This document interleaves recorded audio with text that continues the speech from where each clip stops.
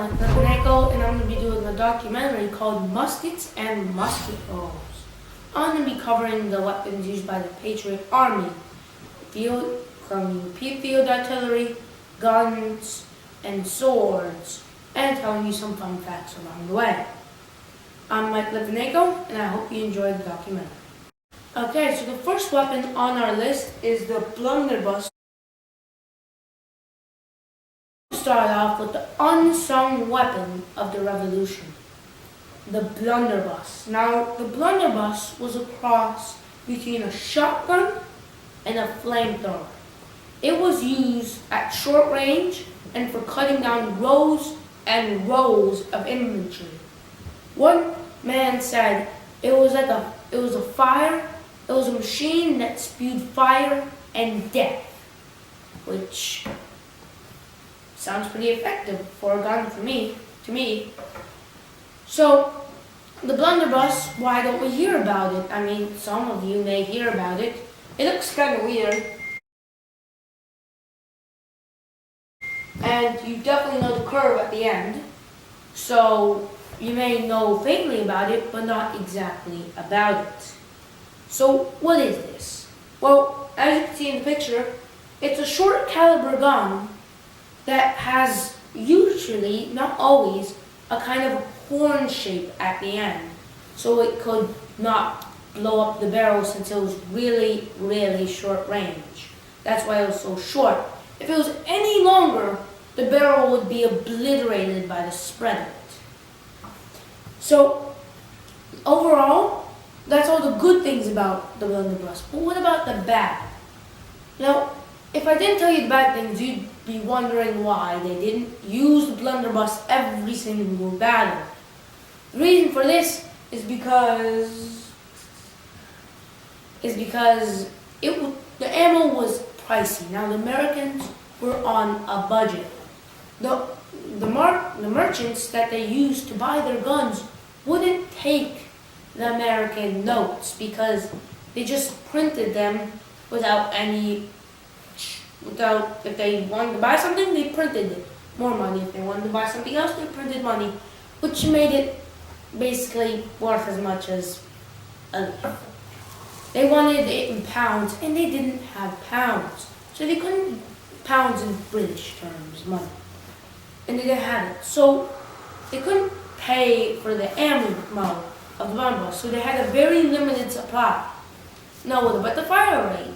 Now, if you're lucky, you could get a shot off a minute, which is about as fast as a rifle. However, the average time was about 2 shots. One shot every 2 minutes, which is slow. A good musket man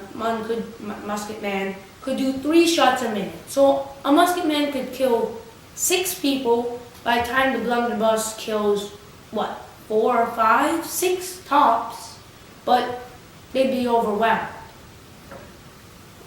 So, really, the blunderbuss may be good it may have been good if it had a faster reload and cheaper ammo, but with those 2 cons, it severely marks down its score. I'm going to give it a 6 out of 10 on my list. So, if you don't live under a rock, you probably know what a carbine is. It's a measurement of a bullet, if I'm saying it right. But some of you may know, it was actually a gun. The carbine was actually shorter in length than the musket, and it was a rifle. It was more closer to a pistol, really, than a musket, although there was a crossbreed between them. It was rifled, so it still took a while to load. A rifle can only shoot 1 shot a minute, whilst the musket can shoot 3.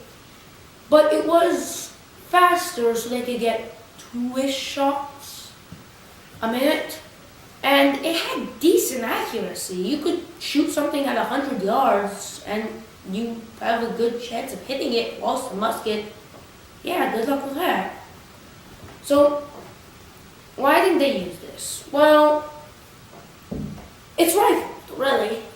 The point of the battles were get off as many shots as possible and run away. To kill as many and then run away or do a bayonet charge. So the muskets were good for that since they could fire off 3 shots a minute. So that's 3 men dead. Carbine, 2 men dead.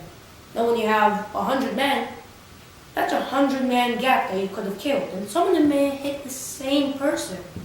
So really, the muskets were a good choice since they lined up, and that was the only real way to hit something. So it could, however, it had good range and it was rifled, but the main drawback is it took a while to reload because of the rifled interior, which made it like you throwing a fastball and baseball, and the musket was a knuckleball. So that's really the only drawback of it. So I'm gonna give it an 8 out of 10. It has good range, it was small, and it was an overall decent weapon, but you couldn't get off as many shots. So, sabers. Some of you may know them. They're fencing things where you hack instead of jab. And they were a weapon. They were sometimes curved, most of the times curved actually, one-bladed weapons that were used by cavalry mainly, but some officers had them too. Well, all officers had them. George Washington had 7, and they were good sabers. They were diamond encrusted with gold, and I mean, when you're a general of the army, treat yourself first. So they were used by cavalry mainly, so they could charge and hack as many men as possible. So they were extremely, extremely good at their job. They were lightweight, and it's a sword, so you don't have to reload. However, it is close range, which is good for cavalry, since they can go from point A to point B scarily fast if a horse is charging at you for full speed. And also, it's easy to just take your sword out and hack. Even Peter Francisco even used a saber, which was one of the battles that cemented his reputation into legend. He was on a horse charging with a saber again and again and again. One charge, he killed 15 men. That's how efficient these sabers were. So overall, if you know how to use them and they were easy to learn, you would do great. However, the main drawback is you're going to have to charge down a musket barrel. So I'm going to give it a 9 out of 10, so that puts it in first place. But overall, it's a good weapon. So something that was used for a long time, that was also used in the American Revolution. And don't say a rifle, because that wasn't the main weapon. But something so efficient that it was still used in World War II. Time's up, because there wasn't a timer. It's the bayonet. The bayonet was a small knife that you could attach to a rifle or a musket and charge with it. It was efficient. There were multiple attacks by both sides that just used the bayonet, and they didn't even have their muskets loaded. There was one fight where the British attacked an American garrison, and it was a massacre. The Americans called it a massacre. That's how efficient the bayonet was. And not a single shot was fired. So, it's nice and all, the bayonet, it's a good weapon. Now, it's cheap, it's small, it's light, although the musket's pretty big and heavy. So, what's the drawback? Well, really, there isn't any drawback. You could attack again and again, and you could also have your musket loaded. So you can get up a few shots and then attack with your bayonet. And that could obliterate the charging army or the defending army. So there isn't really any drawback. So I would give it a 10 out of 10 because you could shoot at long range with your musket. You could charge it hand to hand, and it was great for sneak attacks because not a sound would be heard, sadly. So it's at the top of our list at 10 out of 10. So can anything beat that? Let's find out. If I said guns, what's the first thing that comes into your mind? Chances are it's a pistol. They were used by a lot of action movies like John Wick 2 and other action movies. You think of them as small handguns that you can fire with one hand, easy to conceal, and reliable. But they weren't always that way. They were used to be, in the Revolutionary War, unreliable, inaccurate, and could harm you if loaded wrong. So, what made them such a choice among officers? It's because it was light, mainly. You could fire and think of tactics for your troops at the same times, and officers like that. They didn't want to carry this 20-pound gun with them and fire it only once or twice a battle. So they used a pistol, which was easier to reload, light, and, well, had a 50-50 chance of actually working, so, better than nothing.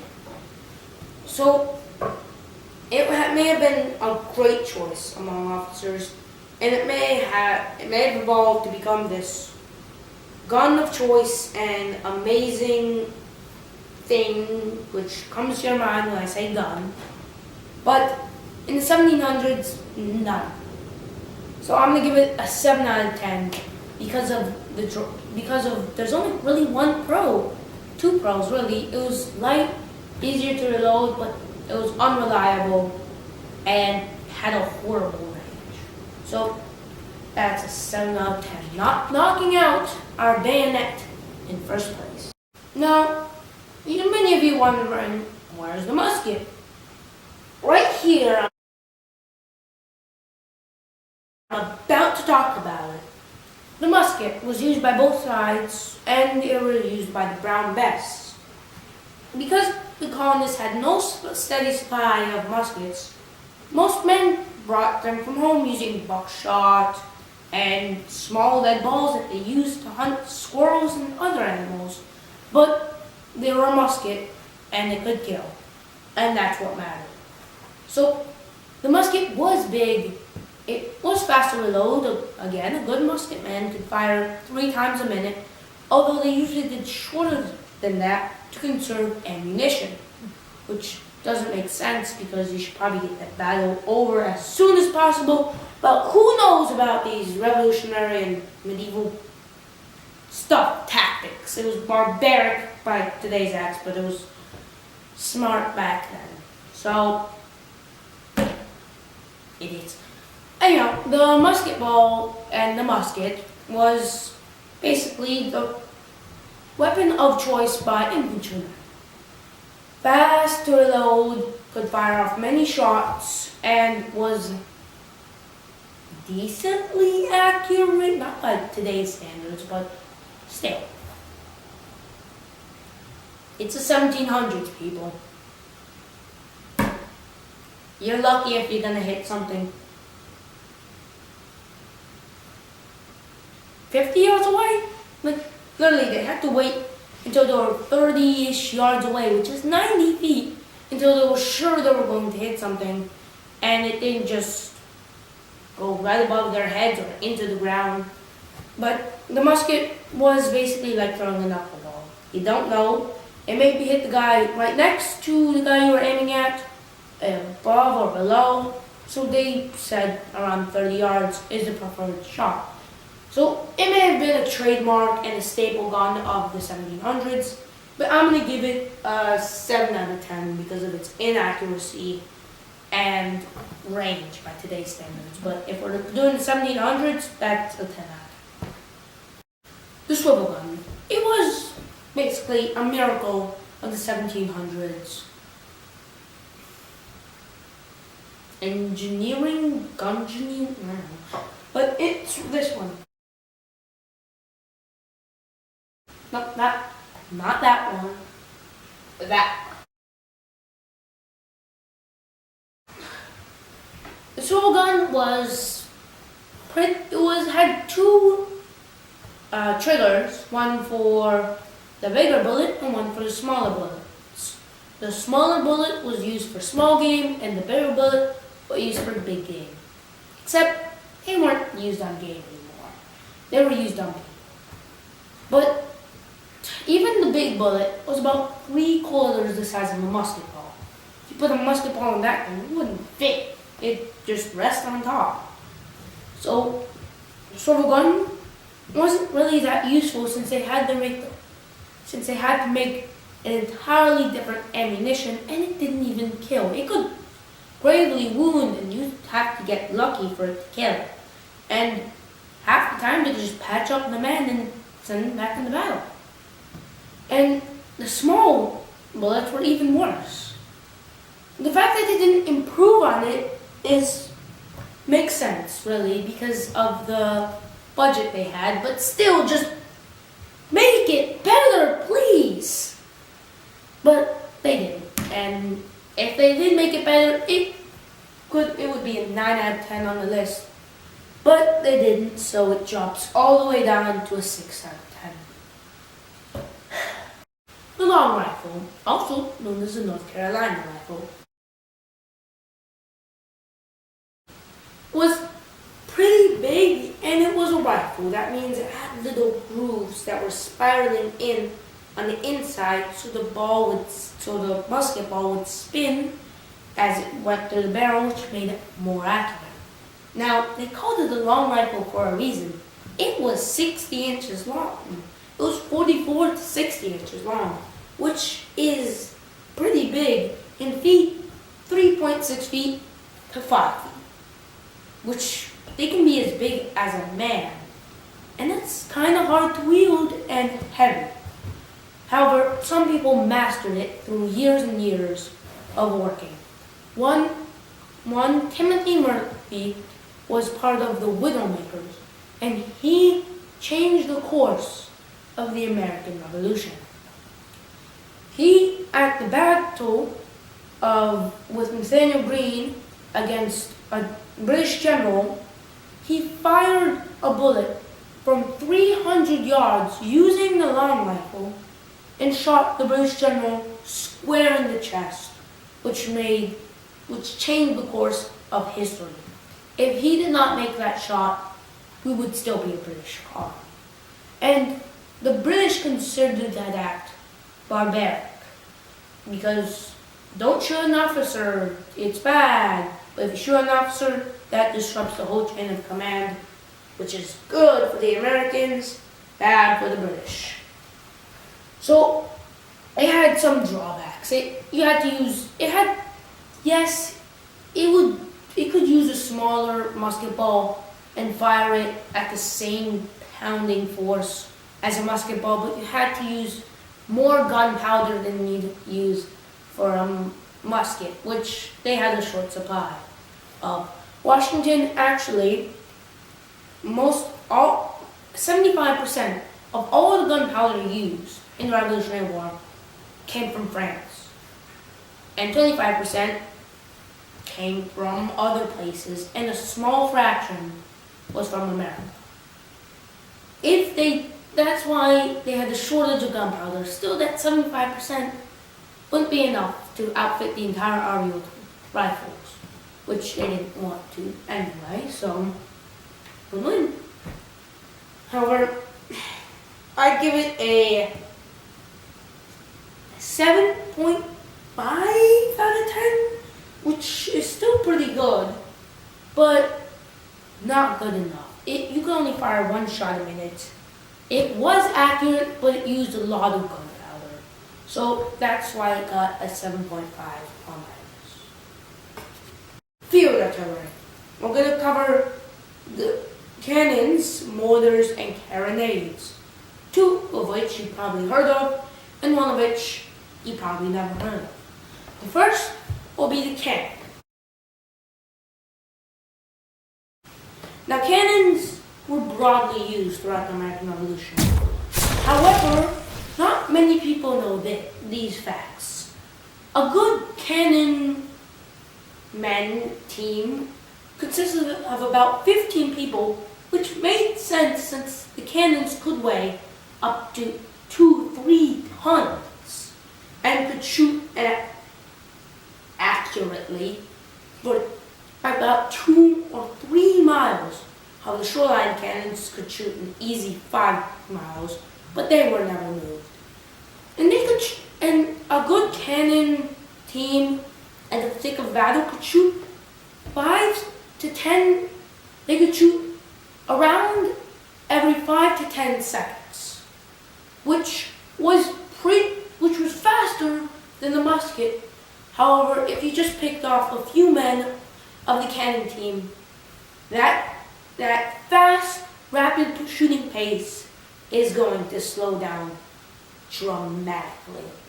So I would give it a 9 out of 10 because of its fast shooting rate and its destructive capabilities, but it did require a large team. If you just picked up 3 men from 3, maybe even less, from the cannon team would be in shambles. So it may deserve less, but since it was so commonly used and it was such a great weapon, I'm gonna give it a 9 out of 10, and I don't care what you guys think. I shouldn't care. When I say mortar, you think of this. A modern day mortar with a big cylinder with 2 things, and they drop something in and they go boom. Which, yeah, you're really right, but what about 1700? What about 1700 mortar? Is that such a thing? Well, apparently, yes, and it was fun looking. It rarely had wheels, and it was small and funny looking. It was generally never made out, actually, it was made out of iron. However, it wasn't used that often. It was used for going over the walls of forts and into the fort itself, and there weren't that many American raids on forts, let alone ones big enough to bring cannons. So the mortar may have been a good weapon if they went on more fort raids and there had been more forts, and it was easier to maneuver, but it wasn't. So ifs and onlys won't help. It's gonna get a 7 out of 10 on my list. So overall, a decent weapon if it had only been used more. The carronade. Now that's something you've never heard of, and it looks a little like this. It looks a little bit like a mortar, tilted, the board's taken away and put something else, and maybe extended a fort. Which, yeah, it does, I will agree with that, but it wasn't anything like a mortar. It was a short-range cannon, which sounds crazy. It's like looking at artillery that could only shoot 20 feet in front of them. But the carronade could only shoot half a mile, which was horrible considering that cannons could fire a good 2 miles with still being relatively accurate by their standards, not mine. I'd say it's not accurate, but you'd have to get up and close in order for it to do damage. But if you did get up and close and you survived, it's gonna do a lot of damage. The carronade was versatile. It could fire many, many things. We're talking, you could put a tin can with a wooden lid, fill it with musket balls, slap the lid on, put it in the carronade, fire, and it would work. basically turn it into a shotgun. Ball and chain, fire. You put a bag with rusty nails and glass and sharp stuff, put it in, fire. It was great. Except for the fact it was nice, but if you survive the journey to get from 2 miles to half a mile, the chances are you're going to get shot to pieces by them, which will really ruin your day. You're not going to have tea this afternoon, unless you like salt water. So, the cannonade was great, really, but only in close combat. If you were in close combat, weapon of choice. But to get to close combat, you'd have to go through the range of a cannon, firing you again and again. And remember, the cannon intervals were 5 to 10 seconds a shot. So you could get hammered a good 50 times before you even get in range. And most ships sink by then. When I mean most, I mean all of them. So the cannonade was a great weapon, I'd say. It was nice and all, but it's my favorite weapon. It just looks good. It looks nice, it looks small, and it looks light, except for the fact that it weighed a ton. But I'm gonna give it a 7 out of 10. I cannot give it any special treatment. So that's the end of the documentary with the cannons, the carronades, the muskets, the rifles, the long rifles, the bayonets, the sabers, the carbines, the blunderbuss, the mortars, the guns, and the weapons, and the nukes, except not that last one. Thank God, not that last one. But we've covered a lot of things in this documentary. I hope you learned something, and I hope you like this documentary. Michael?